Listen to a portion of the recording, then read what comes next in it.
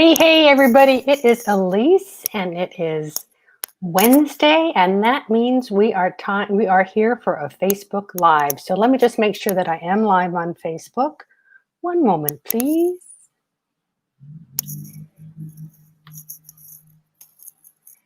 I know I go through this every week, but you got to do what you got to do. So hold on. It says I'm live. I don't see it.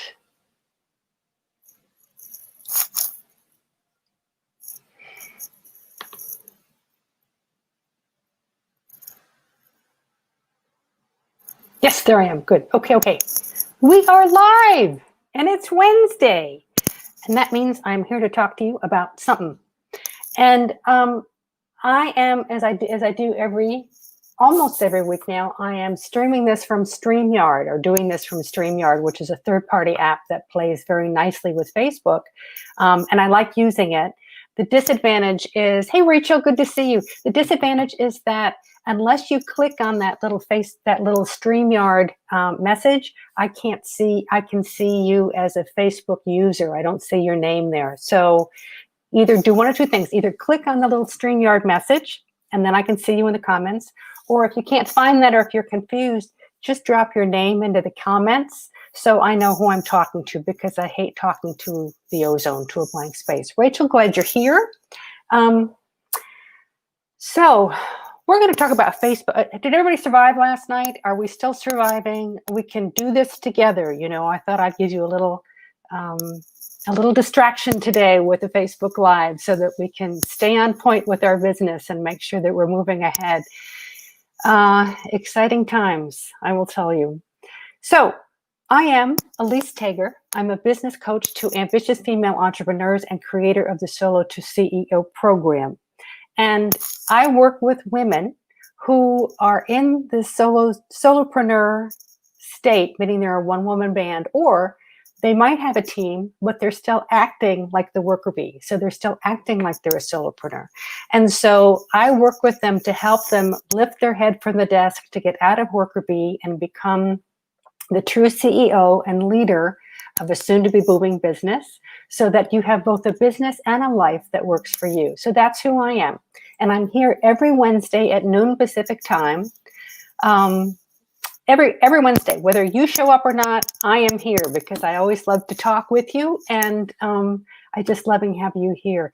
If you're joining me today, I see there are about 5 people who are live with me today. Drop a comment in so I can see who you are and just know who I'm talking to. That always is much more fun.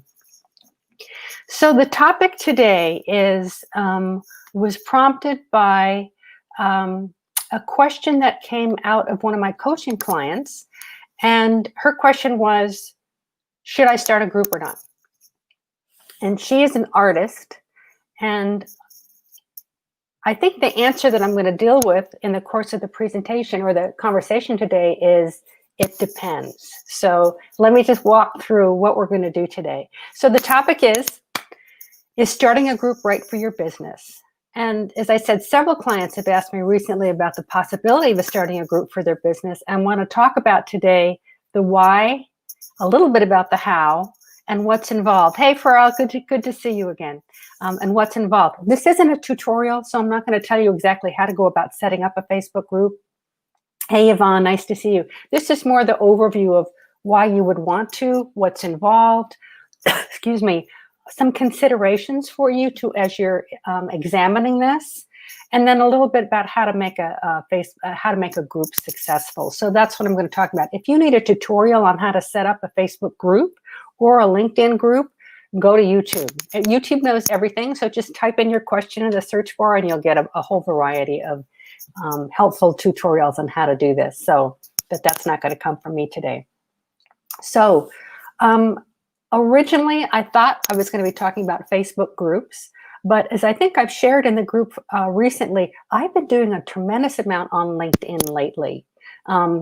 And I've begun to re-explore groups on LinkedIn, which had sort of gone out of favor, but I'm finding that again, if you create a network of great people on LinkedIn, you'll find groups and or create groups that are really on point for you and your targeting. So when I say groups, I might inadvertently say Facebook groups, I also mean LinkedIn groups as well. So just revisit LinkedIn groups if you haven't in a while. Who else is here? All right. Good to see you guys. All right, let's talk about why start a group. And as you know, I have two groups now. I had 3 groups. I have 2 groups now. One is the Solopreneur to Entrepreneur group, which is where most of you are seeing me in. I also have the Solo to CEO group, which is where my paid clients live. I had a pop-up group for the last launch pad. I closed that down, but I'll always have groups because they're really, really, really important to me, and I'll get to you about why that's the case. So why start a group? Think about this for your own business. Let me stop for a second and just invite you always, please, let's be in conversation together. If you guys have questions, if you want to comment, I certainly want to hear from you so that I'm not talking at you. I'd rather be talking with you so that we're in conversation. You'll learn more, I get more out of it. I just want to make sure I'm addressing any issues or topics that you have that I should be talking about. So don't be shy. If you're working with me, you're not shy. So hopefully I'll hear from you in the comments. Think about if you're entertaining the idea of starting a Facebook group. What's your objective? What are you trying to do here? Are you looking for a way to generate sales? Are you looking for a way to generate prospects?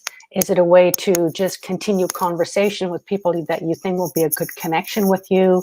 Is it a way just to have conversation with other like-minded people? So this doesn't even have to be business related. This could be if there's a particular interest of yours, doing a marathon or whatever. A group can be a way that you can have mutual conversation that's mutually beneficial that has nothing to do with business. So think about for your business, because that's why we're here. Why would you want to have a Facebook group for your business or have a group for your business? See, I said I do that. So be clear before you start. For me, you know how much I value community. I mean, that's more important to me than anything else of all. And so when I started the first group, which was Solopreneur to Entrepreneur, my objective was to create a landing place for any women entrepreneurs who wanted to mastermind with each other so they could learn more from each other and share more. And that's how it really started, was I just wanted to create this landing place for women who could learn from each other. It has grown a lot, and my objectives have expanded. So in that, we do a promo Monday every Monday, and I want to, again, in giving back to the community, I also want to give the community an opportunity to share themselves and what they have to offer with the rest of the group. I do a Facebook Live every single Wednesday in the group, and that's because I want to provide more value to you, so you're not just in the group for the sake of being in a group, which means you'll never show up, right? So I really want to do, from my perspective, creating community means that I'm getting your involvement as well as my involvement, because the only way a group is going to hum is if there's engagement, right? It's not just you posting, it's people talking to each other, which again is so important to me. So again, my initial reason for starting a group was community. I value the community, and this is the best way to do that. A group is the best way to do that. So think about, again, this is true to your business. Will your audience congregate there, right? If you're a lawyer and you want to start a group about a specific area of law, are they on Facebook at all? Or are they not? Maybe the answer is yes, but I just want you to think for your own business whether the people that you want to be connecting with are going to want to join a group. And the higher up the corporate hierarchy you go, the less likely you're going to get people in groups. So just keep that in mind. If you are selling to individuals or small businesses, this is exactly the place you want to be. But the higher up the corporate chain you go, the less likely a VP or a CEO is going to be, a CEO of a big organization is going to spend any time in groups. So think about this for your business per se. Will your audience congregate there? Artists, corporate executives, do some thinking. Also research other groups. This is the first thing I suggest that you do. go find other groups that seem like they would be similar. Use the search bar in Facebook to go find other groups. Take a look at them. You don't have to join them right away, but take a look at, who do they seem to appeal to? You can read the about section in a group without joining. What are the topics of conversation that they have there? What seems to be the culture of the group? And I'll talk about culture in a second. So do some research for yourself and see if you find that there are other groups that are like what you want to start, which doesn't mean don't start your own. It just means, is there an audience for that here on Facebook? If you're not, or LinkedIn, if you're not finding any, does that tell you this is not the place for a group for that audience, right? So you do the thinking. It could be that you would be the first one, but could also tell you that maybe this audience is not someone who will congregate in a group. Does that make sense to everybody? Can I get some thumbs up or some stars or something to let me know that this makes sense? So let's talk about the benefits of starting a group. It's a direct line to your audience, right? The thing that I have loved about both of my groups is that I'm in conversation with everybody. I'm not just posting, I'm in conversation because people comment back. We go back and forth like a ping pong ball many times. It's a direct line for me as the group owner to be able to communicate with a group of people. You build long-lasting relationships with those people. So some of you guys have been in the Solopreneur to Entrepreneur group for a year. I don't know. I can't remember when I started. I think it was about a year plus. Yeah, a year plus. And some of you have been with me since the very beginning, and the conversations get more and more interactive, which is exactly what we want to have happen in a group. Someone just signed on as Facebook user. I don't know who you are. Tell me who you are so I can speak directly to you. Or remember, if you're commenting from Facebook, I just see you as Facebook user unless you put your name in the comment or you click on the StreamYard link so that StreamYard knows to pick up who you are. So you build long-lasting relationships. And again, this is my priority with the group, is to really start connecting with other female entrepreneurs and providing a place for them to connect together. So the other benefit, that benefit is you build long-lasting relationships with customers and prospects and other people in your space. It creates community and loyalty, right? So a lot of you have been with you. Oh, Nalisha, good. Hi, nice to see you. A lot of you have been with me for a while, right? You've never bought from me, but you're in the group, which I love. It doesn't matter that you haven't bought. So I'm delighted that you consider the group valuable enough that you come back. That to me is the reason to create a group and to maintain a group, is that you're continuing to provide value and an opportunity for people to be able to talk to each other. So I love that. So the group creates community and loyalty, which is another benefit there.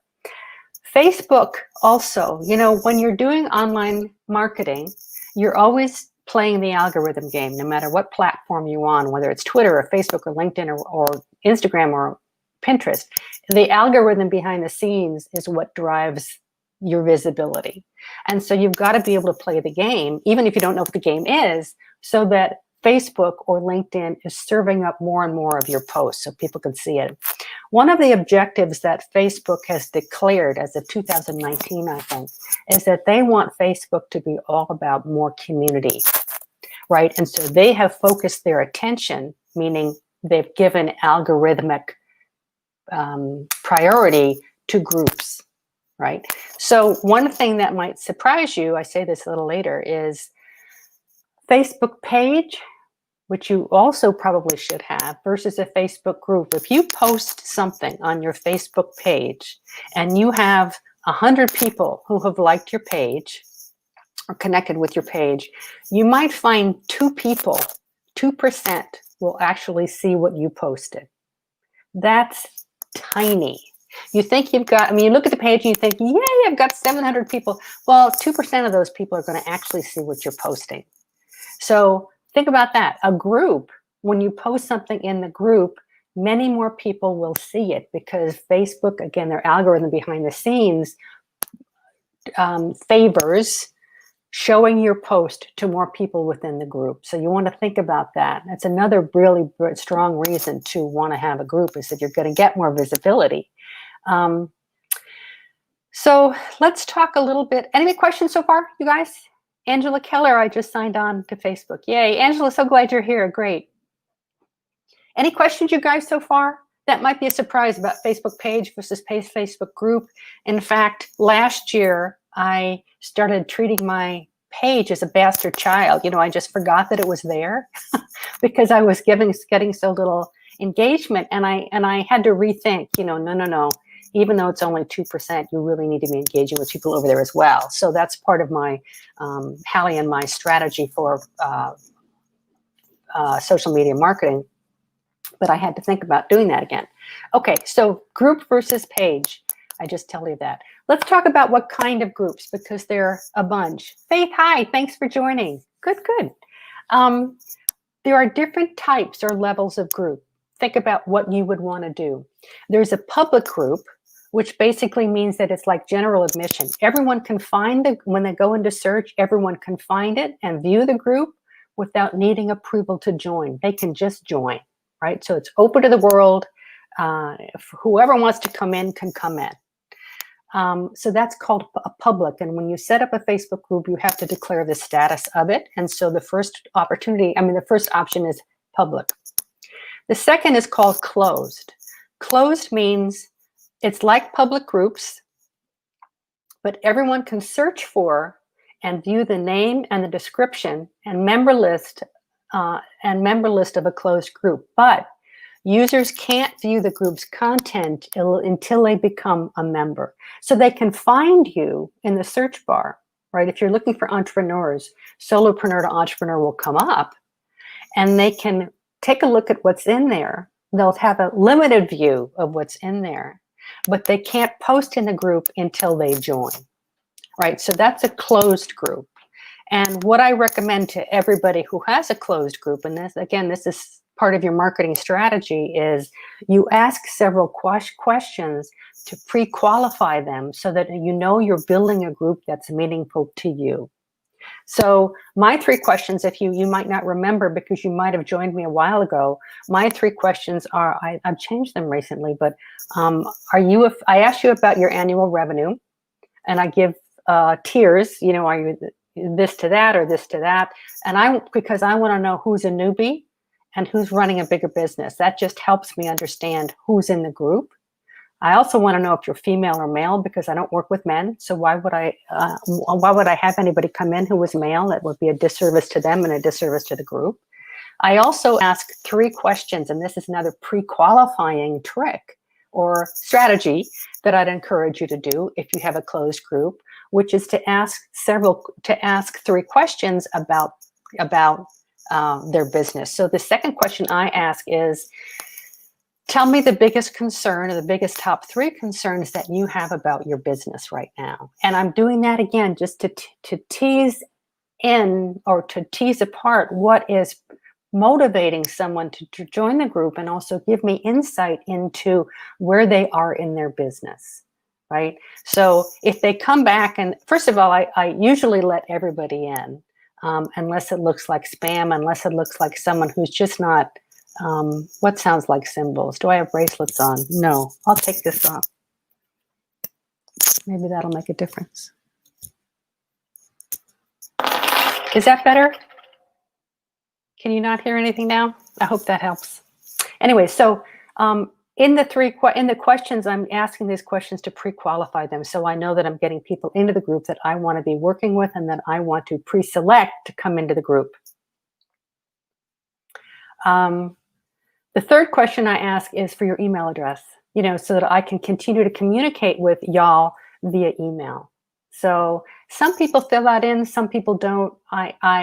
You decide if you want to A, ask questions, and then B, admit people based on the responses. That's up to you. It's very subjective. But what I would suggest if you start a group is that you have in mind who you want in that group, and then ask questions to pre-qualify them.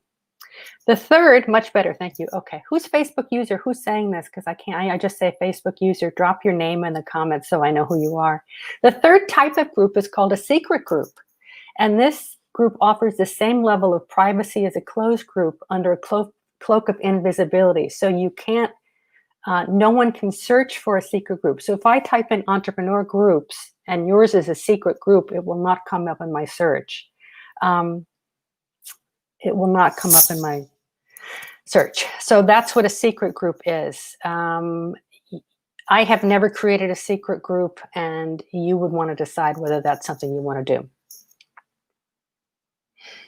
Okay. You guys, is this better that I took the necklace off? It's Melody. You still hear something, but not as loud. You know, I could take the earbuds out, but I don't think that's, I don't know you can hear me as well. So if I don't use my earbuds, can you still hear me? Is that as clear, or should I put the earbuds back in? Why don't you vote and tell me what you want me to do? Sorry about this. All right, so let's talk more about groups. So as I said before, does this mean that you give up on your Facebook page? No, but just know how little interaction. It's something else. Okay.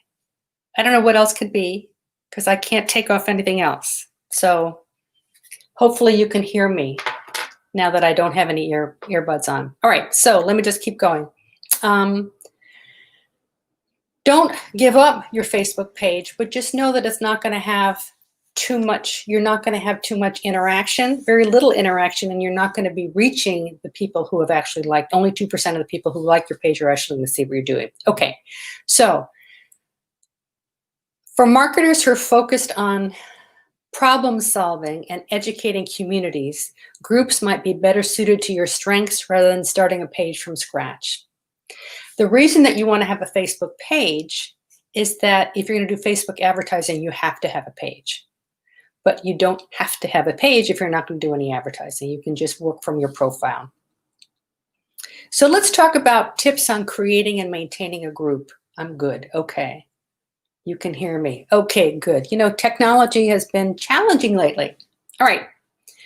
4 tips, 5 tips on starting and creating and maintaining a group. Remember, what you're doing is you're creating community. You're providing people with an opportunity to engage with each other. You want to create a culture within your group. So the first thing you want to think about before you start a group is know your niche, right? You must know exactly who it is you're trying to reach and who you want to bring into the group. So marketing to the masses does you no favors. As you know, you market to everybody and you're marketing to nobody. So dig deep and take the time to work on your ideal group member. Who does she or he love? What does she want to be talking about? Who do you want to attract into your ecosystem? What does he or she do for a living? Do they have a family? You know, you get it. You can get as specific as you want about who your ideal group member would be, but know that you're going to have to use questions to qualify them, and you only have 3 options. But in your mind, you want to have an idea of who you want to invite in, and you want to certainly have a good sense of who your ideal customer is or who your ideal client is. It's really important to get super specific here. Start by doing, it's important to know Mercury in retrograde. Yes, that's what's going on. So know your niche, know who you want to bring into the group. Start there, okay? My advice is to keep it closed, but not secret. Unless you're doing a very personal group, I don't see that doing a secret group works to your advantage. If you're using this as a prospecting opportunity or as a way to create community, I've never used a secret group. My suggestion is that you don't either. But keep it closed. It's tempting to keep your group public so everyone can see it, but then you've got everybody and anybody and his dog the opportunity to come join the group. I like to keep things a little bit more refined, so I don't think a public group is really the best way to go. On the other hand, don't make it secret. I said that. Don't add people. So let's talk about filling the group. Let me go back a second because I'm getting ahead of myself. One of the things that I really want to encourage you to do when you're creating a group is have in mind the kind of culture you want to have in that group. How sales-oriented do you want to be? How sales-oriented do you, as the owner of the group, want to be? Because it's your playground, right? You can be in sales mode all the time if you want to. But how sales-oriented do you want the group to be? How collaborative do you want the group to be? How open do you want the group to be? One of the things that you have the option to do is to set up two things. One is an about section in your group. And again, this is not a tutorial. These are just some of the options that you have. You can set up an about section, which is where you're defining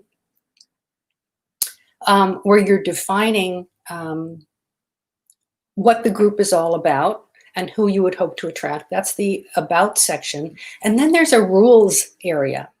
And this is where you can get very specific about what can and cannot happen in the group.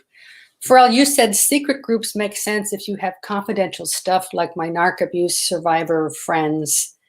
So they want to be secret, so they're not sharing their issues with the world, but they want to share with each other. That's a really good point. So that I'm not discounting the use of a secret group. I'm just saying no when it's useful and when it's not, because you can't find it.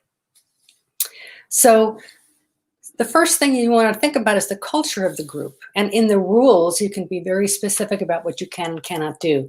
There is, I think, a pre-populated rules area when you go to set up a group. And you can add to or delete rules in the group. One of the things that I have said is that I ask you only to promote on Mondays, and I'm very adamant about that. So if I find people promoting on other days, I will hide the post, and then I'll contact that person directly and say, no, we only promote on Mondays. Maybe they didn't know. And I give them one chance. And if they do it again, I kick them out of the group.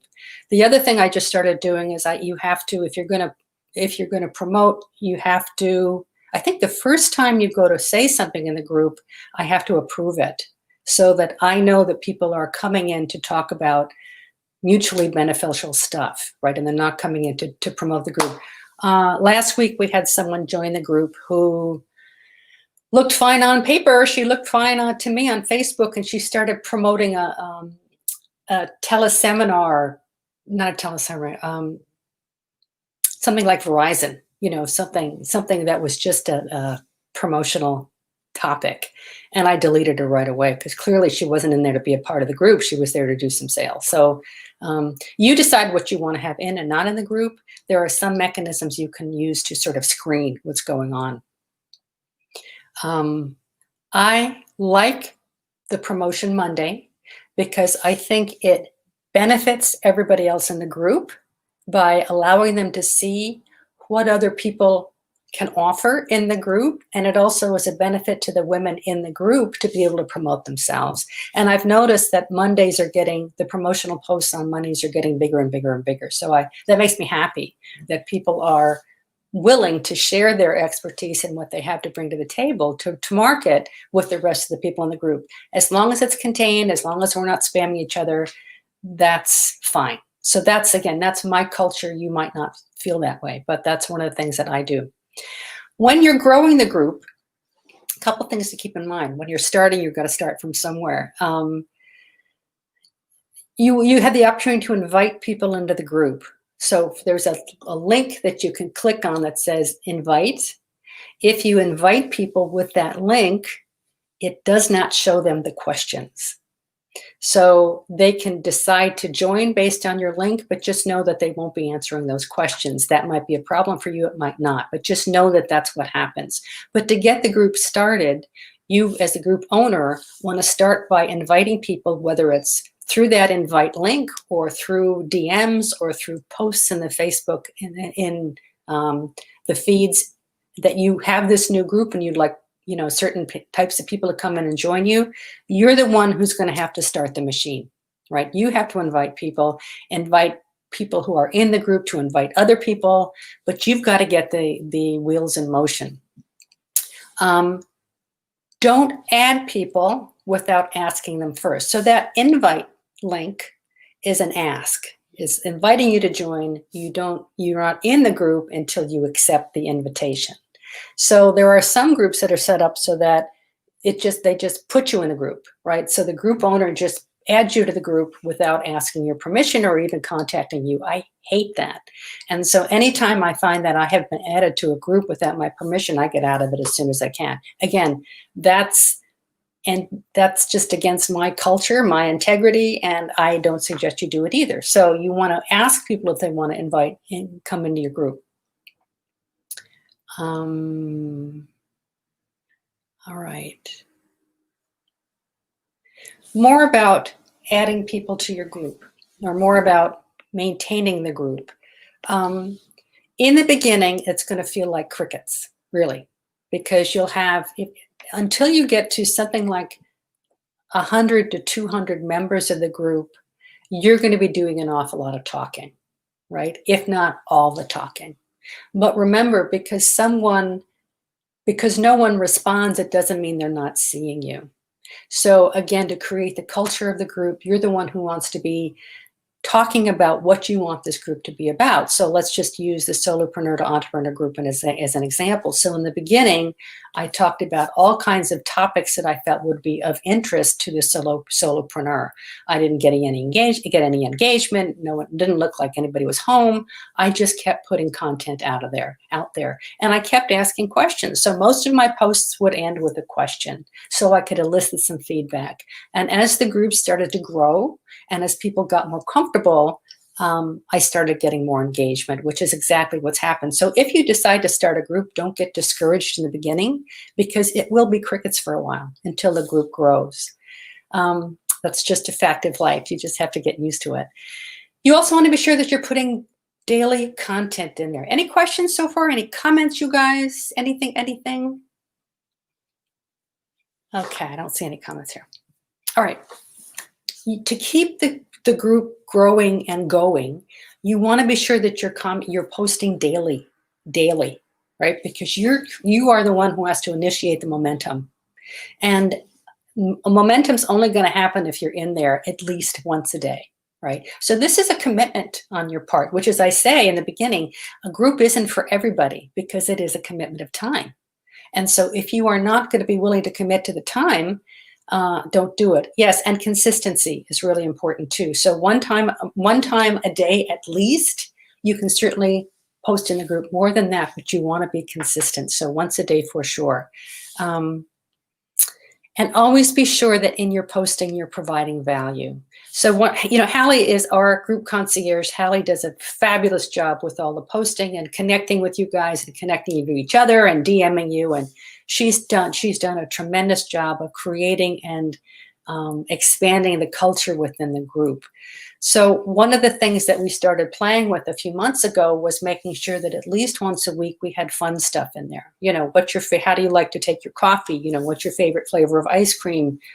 That silly stuff that has nothing to do with being an entrepreneur. It has nothing to do with anything other than let's have some fun.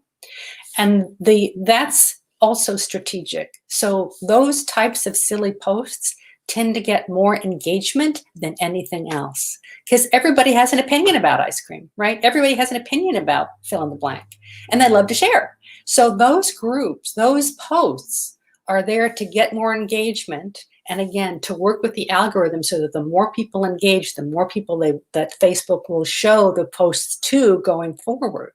So we changed that up about, 2 to 3 months ago.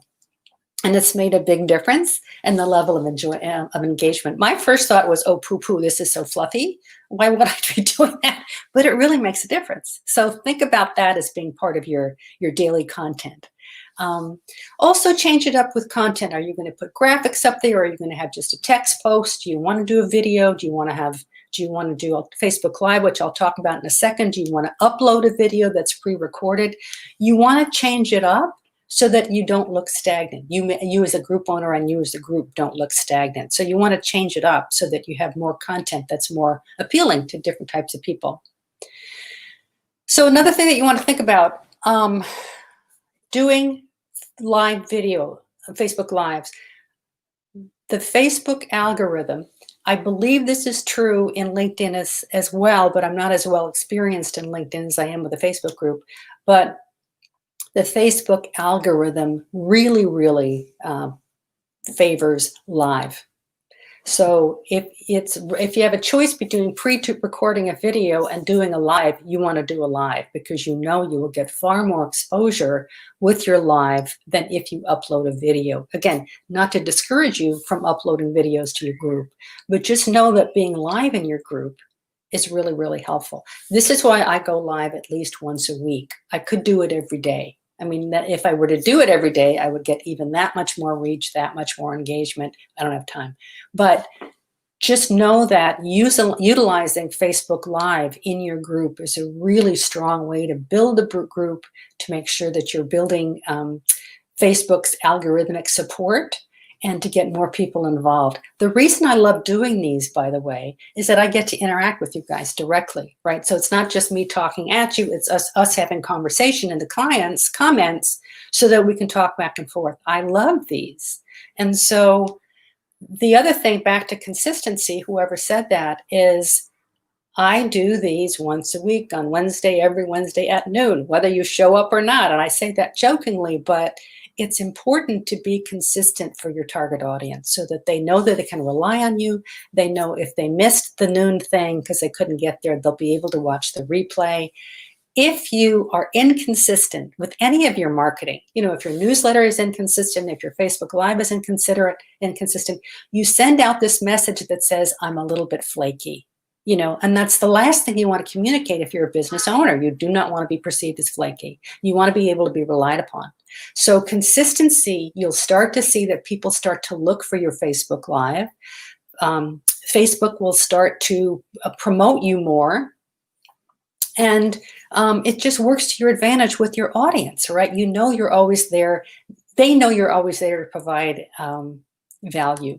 One of the other women who's not here today, I think, said she couldn't get to one of my Facebook Lives, and she said, "Oh, I know, it was when we were doing the book club." She said, I just love your Facebook Lives. More often than not, I'm not interested in the topic. I just like showing up and seeing what you're going to say. But again, that's great. I'm glad. So if she's even showing up for a few minutes and finding some value, that's all that matters to me, and that gives her reason to come back into the group and engage with other people. So that's all really important. You say, yes, we can count on you. Thank you. I'm glad you think that. So the groups, Facebook groups, and again, I want to go back to LinkedIn in just a second. Facebook groups are one of the best ways to create a community and a culture and start attracting your ideal client or your ideal prospect. Again, so many of you in the group, there are 750 something in the group now. The vast majority of you guys have never bought a thing from me, and that's okay. I just want to continue to create value so that you can continue to come back and seek me out. And when you're ready to buy from me, you will. You'll know where to find me. You know the quality of what I do for you. And it's just a great place to create community and visibility for your brand and what you're doing. So, but caveat, it takes time. And it takes consistency. So if you're not interested in being that devoted, maybe this is not for you. I love them. I love the groups I've had. I will continue to have more groups because they touch my heart. But consider all these things before you start your own group. It's not a one and done. You've got to be in there consistently with value that comes that is appreciated by the people who are in the group. Let me talk about LinkedIn for a second. When Louise Brogan did her live with us several weeks ago, it was just a wake-up call for me because I had been ignoring LinkedIn for my social media strategy. Or we post there, Hallie posts there for me 3 times a week, but it was just a post. I wasn't interacting, I wasn't going there, I wasn't doing anything. So, but after listening to Louise, I thought, I am really missing the boat. And so I have spent much more time over on LinkedIn, not more time than Facebook, but I've sort of revisited LinkedIn. I've cleaned out my network so the people that I'm connecting with are the people I want to be connected with, not the people I went to school with 20 years ago and the people that I worked with in a corporate environment 15 years ago. The people I want to be talking to are now part of my network. I've started to re-examine groups there. And again, I left the groups that were no longer meaningful to me, and I re-examined the groups that are available there. And again, because it's smaller, you have more visibility. This is one of the things that Louise said that just knocked my socks off. So there are fewer users on LinkedIn than are on Facebook, but the tone there is people are there for business. They're not there to talk about their kickball game last Saturday. So they're already in a business mindset. The other thing she said that just blew me away was something like 2% or 5% of people who are on LinkedIn, only 2 or 5% actually post. So if you post, if you upload a video, if you post a graphic, if you do an article, you're going to be one of the few and therefore highly visible to people. So it's like an unfished, there's no one's fishing there. And as long as that doesn't change, I'm going to be there. So I have gone back and rejoined groups. I've left groups. I'm recommitting to being connected to groups. So I can't tell you from a cultural standpoint how they differ from what's in LinkedIn, from what's in Facebook. But again, to spout what Louise said, go check it out if you haven't been there for a while.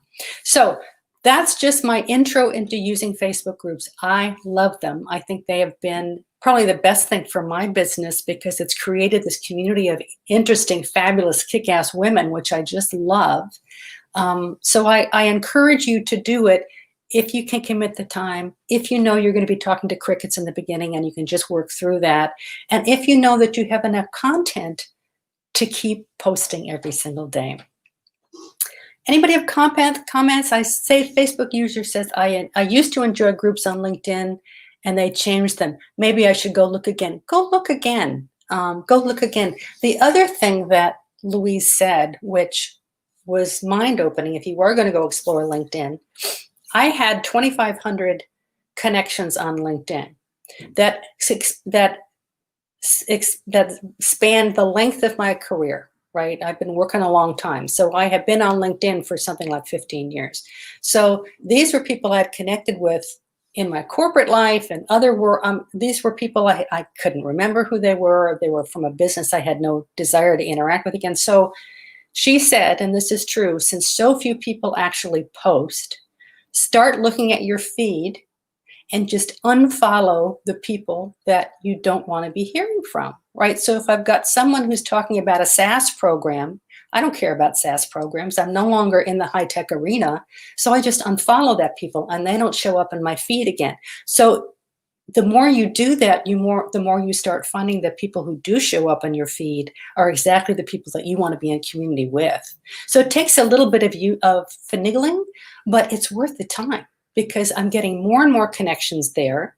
More and more people see my posts. The quality of interaction is great. So if you haven't visited LinkedIn in a while, hop on over and take a look and re-examine the groups. So that is my spiel on groups. Let me just say a couple more things to you while I got you.